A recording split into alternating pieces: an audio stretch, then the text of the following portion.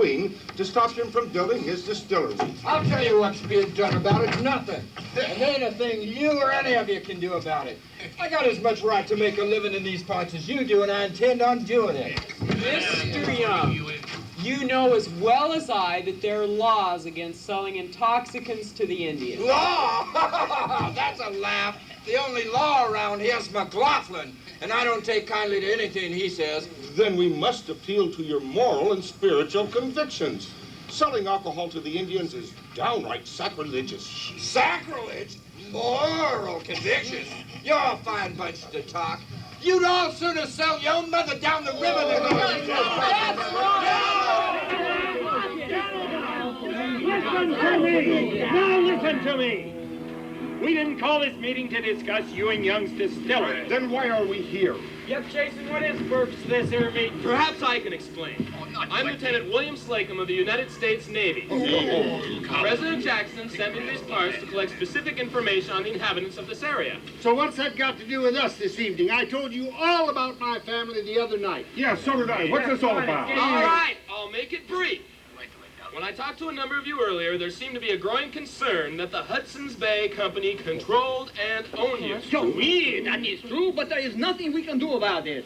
We still have to get all of our food and supplies from the Hudson's Bay Company. He's right. And if we go against the Hudson's Bay or disagree with McLaughlin, we run the risk of him taking away the cattle he left. My family can't go without milk. But that's my point. You won't have to. Oh, come on, Slacum. McLaughlin owns the cattle in this valley. He can take them away any time he wants to, along with the offspring. Not if you own the cattle. Well, how are we going to do that? McLaughlin won't sell. Then it is up to you to find somebody who will. I don't understand what you're getting at. All right, let me put it to you this way. I'm willing to give any of you free passage aboard my ship, the Lariat, to California, where you can buy the cattle and then herd them back north to the one. You're a sailor, mister. Have you ever been over those mountains? Well, I have. And with an animal or two, it's just plenty tough going. With a herd, I don't think it's even possible. But it's the only way you'll no longer be dependent on the Hudson's Bay Company. It sounds good to me, but what if McLaughlin doesn't like our quest for independence and cuts off our supplies and trading at the forts? That's true. Well, that's a chance you'll have to take. Now, that is easy for you to say. You do not have a wife, a farm, a family. But you can't go on living in fear of McLaughlin and remain as indentured servants. He's right. I say we go for it. I agree. I mean, it's a minute. We can't all go. He's right. I cannot leave my farm right now. My wife, she's pregnant. Hey, and I can't go either. What about us? Well, I suggest you form a committee to sail down to California, buy the cattle, and then herd them back. Hey, that's a pretty good idea. I know just the man we need to lead us, huh? Thank you, but I have to check with my wife. Sit down, Chocolate. I don't mean you, huh? I say, we appoint you and Young to lead the guy in this Cattlemen's Association, huh? He is the only man that will not succumb to tyranny, oppression, and disdain, huh? What do you say? What do you say, Ewing? You game? All right, I'll do it. Mr. Young, about your distillery.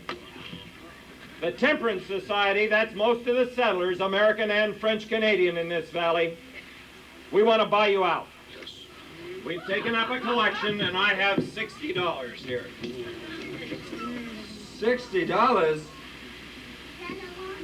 No, Reverend Lee, I can't take that money. Your women folk and young'uns need it. I bow to public opinion, sir. As of now, our manufacturing enterprise is shut up shop.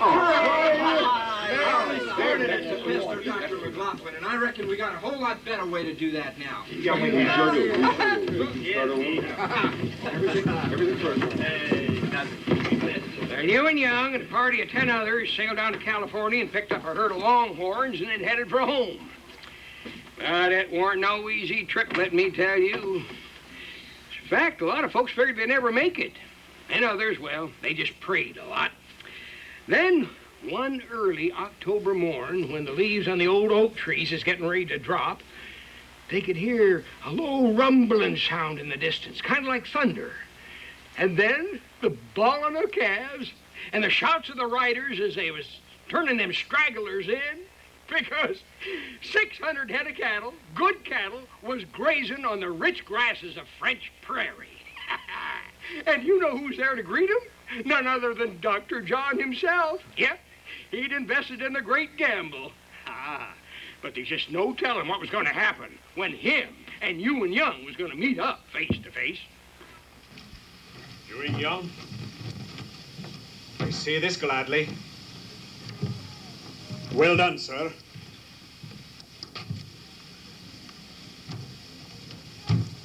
Thank you, sir. I have a personal letter from the government of California. It clears you of all charges.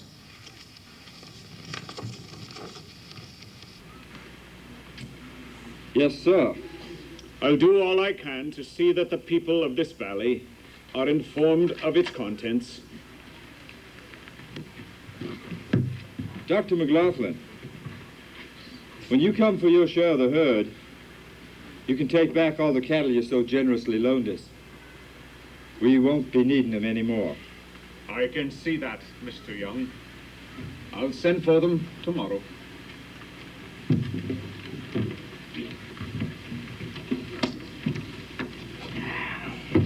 You and Young never would forgive nor forget the shame and dishonor he figured that Dr. John had brought to his name.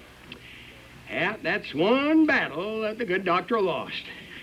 But it weren't his last, because things was heating up in the valley. Folks is getting restless. It weren't easy living under two flags. Now, I reckon that's the reason that Dr. John invited a lot of us up to the fort one Christmas for an evening of fun and merrymaking and singing and enjoying life and making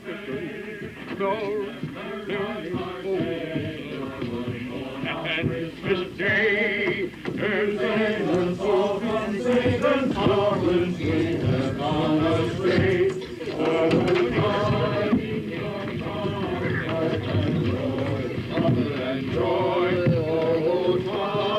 Reverend and Mrs. Whitcomb, welcome to our Christmas party. Thank you for inviting us. Oh, we have much food. Help yourself and make yourself at home. Dr. and Mrs. Bailey, up please. Thank you, Dr. McLaughlin. Mr. Hicks. Dr. McLaughlin. Pleasant surprise. And Mrs. Hicks. Have you here? Doctor, I was just wondering if you could see fit to lend us a cow. Oh, let's not talk about that now. It's Christmas. Let's not talk business. Well, I just wanted a cow. If you really want that cow, Mr. Meek, you should pray for it. Well, praying's your business, not mine. Prayer is every man's business. Yeah, well, there's plenty of time for that later. What I need now is a cow. I don't see how you expect to get what you need if you won't ask for it. I reckon I have asked for it. I don't see nary a cow. Oh, but you must ask God, my friend. But first you should ask for forgiveness for your sins. Well, now, I'll tell you what I'll do. I've seen your place and look to me like you're a man that could lend me a cow. So I will agree to pray on this very spot if you'll furnish me with a cow. Down on your knees, then. Will you furnish me with that cow? Yes. Dear Lord. Now, you know, I ain't too much for this sort of thing, but I reckon I am mighty sorry for the time that I strung that old grizzly bear up by his toenails so that his tongue would hang out after slitting his throat from ear to ear with that rusty old knife that I cut up all them Blackfoot warriors. Instead of me, we'll have no more talk about killing. For these things, I am truly sorry. Amen. Do I get my cow? You'll get your cow. That's a pretty good bargain. 2 cows for 1 prayer. Now I'll pick up that cow in the morning. I hope she's a good milker. Yes, ye merry gentlemen, let nothing you dismay.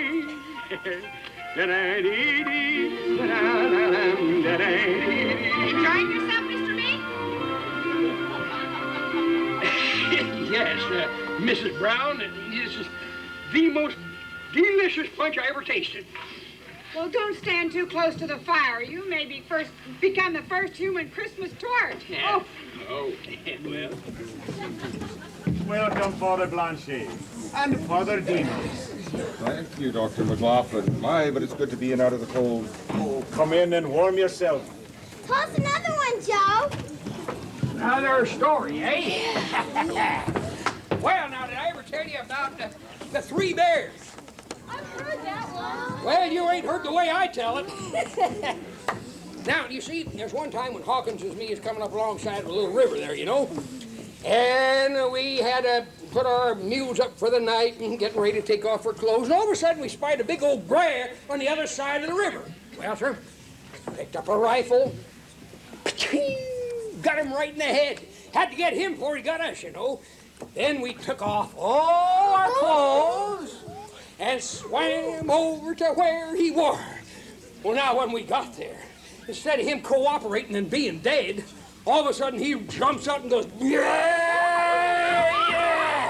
Blah, blah, blah.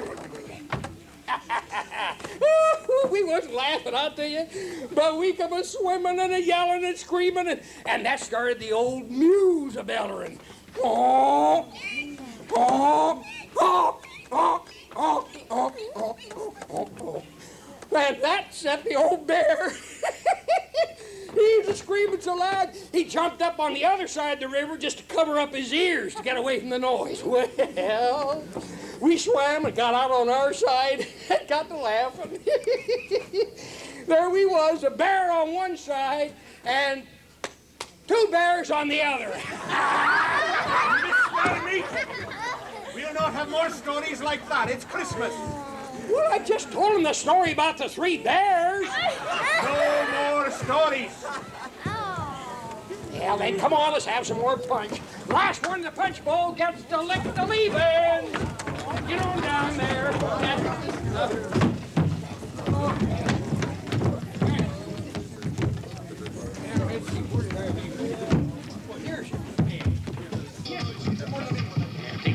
Hey, my friend, have you seen Ewing Young this evening? I heard he was real sick.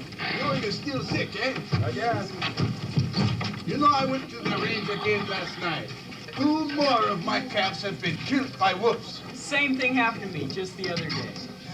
The only thing to do is to get the local farmers together this spring, organize a hunting party and go after them. I trust that you gentlemen are enjoying your evening. Yes, Dr. McLaughlin, thank you. I take it from your discussion that you're having trouble with predators. Oh, a few. Seems the winter's pretty hard in the hills this year, and the wolves are making a living off our livestock. Yeah. If you need any help from my trappers, just let me know. I'm sure that we can work out something. Thank you very much, Dr. McLaughlin. But I think with some cooperation of local farmers, we can take care of the situation ourselves, eh? Whichever you prefer. Enjoy your evening, gentlemen. They don't only have a predator problem, it's just an excuse for the local farmers to gather together to discuss this provisional government. I'm well aware of that, Thomas. I'm quite aware of that. Then why don't we do something? Cut off their trade at the fort, do something. Well, at Christmas time. Relax, man. We'll have plenty of time to do battle with the Yankees later. Come, let's enjoy ourselves while we still can. Let's all have another song. Joy to the world, the Lord is found. Let earth receive her King. Reverend Wickham, come quick. What is it? It's Ewing Young. He's dead. He's dead? Oh, no. Ewing Young, gone. Oh, like everybody else in the valley, I just couldn't believe it. He was always so powerful and strong, full of life. Hell, his leadership in the valley would be sorely missed. Why, what are you doing here running brook? A white man dies and many people are sad. I reckon that's true. And is it not true that with the cattle, more white men will come until they fill this valley? Yeah, that's true, too. Have you told the children about my father's people? Once they were many and powerful. And when the first white man came up this river, we chase them away like the eagle chases the mouse and the rabbit. My people once filled this land. This first. Cayuse. Bomachila. Bannock. Wishram. Chinook. What's up? Nehelam. And here in this valley, Kalapuya. On this spot, Champoeg. Now, too many of the names are only memories. But do not mourn, and do not think that we are gone and dead. This was not our land. No man can own the land. The children, this is our home, our being. You learn to live with it better than your father's people learned to live with us. Or someday, too, the names of your tribes will only be memories. Do not kill the white deer. He's right, young'uns. Joe? Oh, well, Doc. Joseph Elney. Doc, You no. old hide skinner. Well, yeah. Time to be moving on, Come Joe. on here. Things are changing. Yeah, I know. Sometimes they're changing just a little too much for me, Doc. Can't fight it, Joe. Fur trade's dead in them mountains. Yeah, dead. There ain't no place for us now. Let's go down the Willamette and take farms. Farms? Nah, I never was much for cutting up good soil. Besides, that's McLaughlin's territory. Well, I've been talking to some Americans who've been out there. That country's going to be settled by our people. Now, I like the sound of that. Let's go. I don't know. You can drive one of the wagons. Take your family along. Now, wait a minute. I was just thinking about my wife and baby. And besides my traps, they's all I got. Well, take it in one of the wagons. Yeah. I'll play leader and you can drive, and you'll find out it's good land, Joe. Yeah, well, we'll see. We'll see, Doc. Yeah, the one thing I could see for sure, them mountains was trapped out, and there was time to be moving on, unless a feller had a taste for starving. Now, when I first come to this here valley, most of them Injuns is gone. Took by the same sickness that killed a lot of Running Brook's people. And, well, trappers is trying to make it as sod busters, and missionaries is running up and down the valley from one end to the other. And settlers is getting mighty uneasy about claim jumpers nesting on their land, and they's getting excited and arguing and fighting amongst each other. Fighting about who they was and what this country was going to be. But you know, in the midst of all that fighting, something was trying to get born. It's an idea that's been around for a long time, but it's got to get fired up once in a while. It's the idea of folks getting together, working together, and doing something together that no one man can do alone. And that idea was called Oregon. And like I was telling you, she's born right here, Champoeg, not more than a stone's throw from where we are right now. But, like everything else we ever tried to start in this here country, it weren't an easy birth. Americans favored a provisional government under the U.S. flag, and the French Canadians wasn't too happy about the idea. And caught right in the middle of it was two old French Canadian friends of mine, Lucy and Matthew. You two old loup-garou, how are you? And remember, you gotta vote right. We got to have a government. Oh, we are just talking about that, Matthew and I. You know, with a government, there is always taxes. Taxes? Listen, I've been an American citizen for 33 years, and I ain't paid 4 bits in taxes in my life. See, Lucien? Well, come on, let's get this here meeting started. Get on over here. Mr. Babcock, where are you? All right, put it on over. That's the stuff. There you go. You got it right there. Gentlemen. Right, quiet. They all talk at once. We'll get nowhere. Now, quiet! Listen to the man. Gentlemen, we can't all talk at once, or this meeting will be for nothing. Now we have before us a motion for a provisional government. Is there any discussion on the matter? One at a time.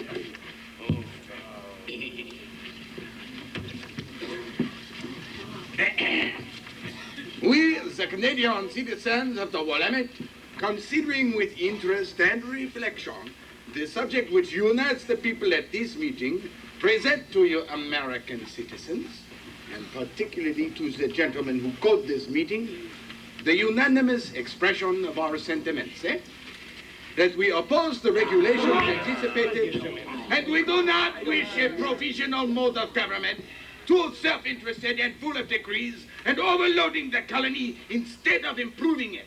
And we will not address any petition to this United States government. As American citizens, I say we cannot allow that. You're right. If the French Canadians don't go along with our provisional government, there'll be nothing but problems. A criminal can hide under the Hudson's Bay flag and escape justice by McLaughlin's denial of our jurisdiction. That's right. But we've managed to get along without a government until now. I've worked hard building and shaping my land, and I don't want what happened to you and Young to happen to me and my family. It is still not easy to manufacture a government. Just a minute, gentlemen. Quiet down. Step aside, enemy. Step aside. Listen to me, you little fool strapper, huh? If you Americans don't like the way things are run around here, you have a very simple choice, huh? Go back where you belong. Might I suggest the same for the French Canadians? Right. I call for the question. I second the motion. All those in favor of the motion calling for a provisional government under the American flag signify by saying aye. Aye! Opposed? No!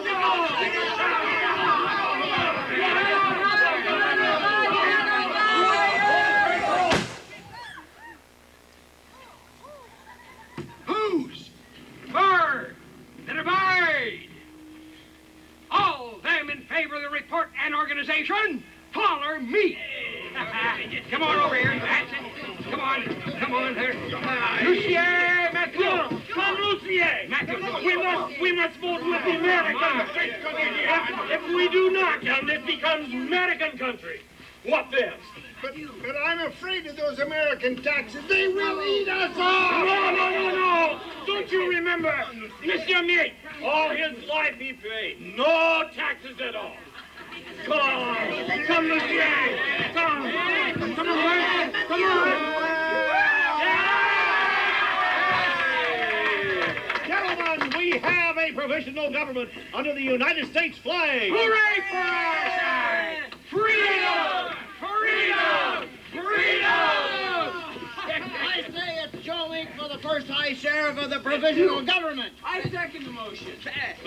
Irregular, but all those in favor? Aye! Opposed?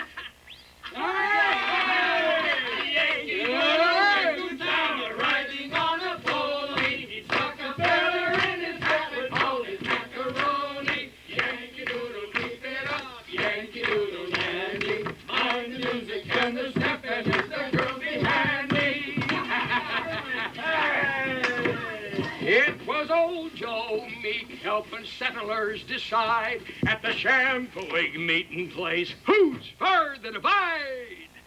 Then proud new Americans all took a vote to keep Oregon's first sheriff, old Joe Meek. Well, young'uns, that's the end of our story. For some.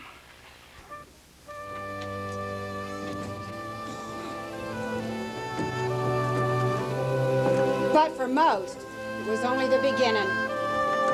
May of 1843, the same month that we agreed to form this here provisional government, A great wagon train was forming to come to this here valley. in Arkansas, Missouri, Kentucky, and Illinois, hard times was a-knocking at the door. Wheat brought 15 cents a bushel, or less. Corn couldn't be given away. Waiting passengers could smell riverboats coming up the rivers of Missouri and Mississippi because they's burning bacon for fuel. I can get a square mile of land and a quarter section for each of you. It never gets cold out there. Your children will be healthier. It's close to the ocean, and we can sell all we raise to the Sandwich Islands, down in California, and out in China. But it's so far away. There'll soon be schools, stores, everything we've got here. Everybody along the river's going. It's new country. Tell you what, Ma. You stay here with Michelle and Mandy. Joshua and I'll get along to Oregon. Get located and then send for you. I should say not. Well, who'll get the victuals for y'all? Keep your clothes mended. And see if you got baths regular, like Christians. Pa, you're laughing at me. So, this outfit's sticking together, hey? All right. Joshua, you take the buggy horses to Independence tomorrow. I've traded for a new wagon. Now, you fetch it back fast. Ma, you make up a list of things you aim to take along. Not everything you want to take, but what you've got to take. It's a long haul. Now let's everybody get moving. We've got some packing to do. Come along, children. Don't just sit there dreaming. You heard Pa. You better take care of those horses, Joshua. Right, Ma. Come along now. We've got some packing to do.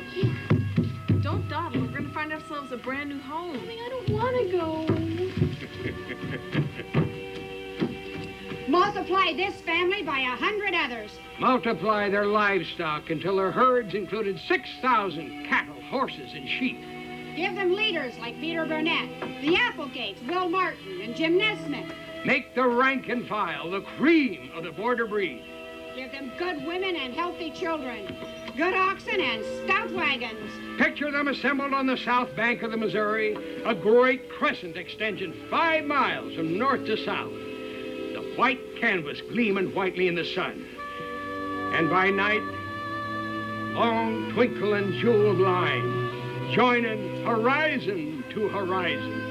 This enormous cavalcade is what history called the Great Migration of '43. There were comedy and tragedy along that line of march. But by night, within the circle of wagons, while the campfires flickered and guards kept their lowly vigil in the outer darkness, there was singing and dancing, the old songs and dances of Missouri and Arkansas. Circle in the wagons round, get them filled with players, swing your partners in the town, get them hard swaying. Burn and sing, burn and sing, burn and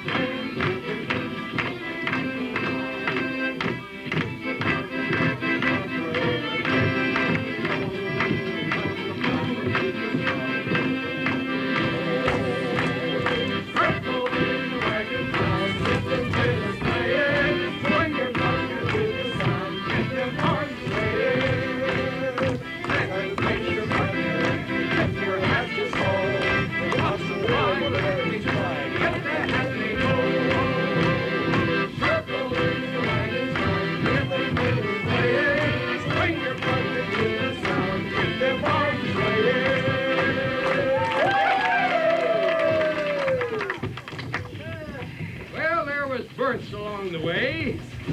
The wagon would pull out a line, and the rider dash ahead for Dr. Whitman. And by, he'd come thundering along the column, his coattails a-flying. And later, at the noonin, or campfire, the good doctor'd be cheerful. The haggard father was still smiling. Hey, what luck, Jim, my boy? Nope, a gal. You'll never get a harvest crew that way. Well, maybe not. But she'll bring another quarter of free land out in Oregon, huh? And Yeah, that's pretty good. she's, yeah, she's mighty pretty. I think I'm going to keep her.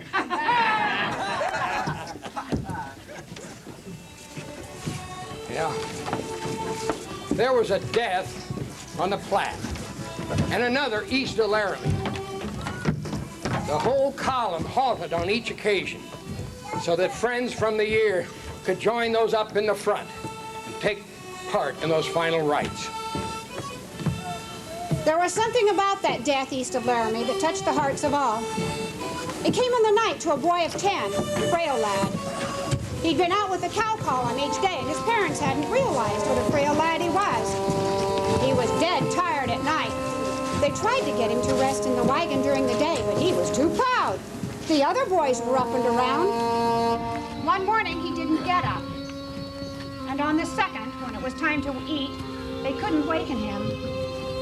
There was no singing or dancing in camp that night. The memory of the narrow grave with its plain wooden cross was too close to the hearts of all. The parents stayed in their darkened wagon with the end flaps drawn. Nothing could be done for them now. Not even the sincere words of Dr. Whitman could soothe their heartache or their tears. But all sang as the campfires faded. It was a song of hope.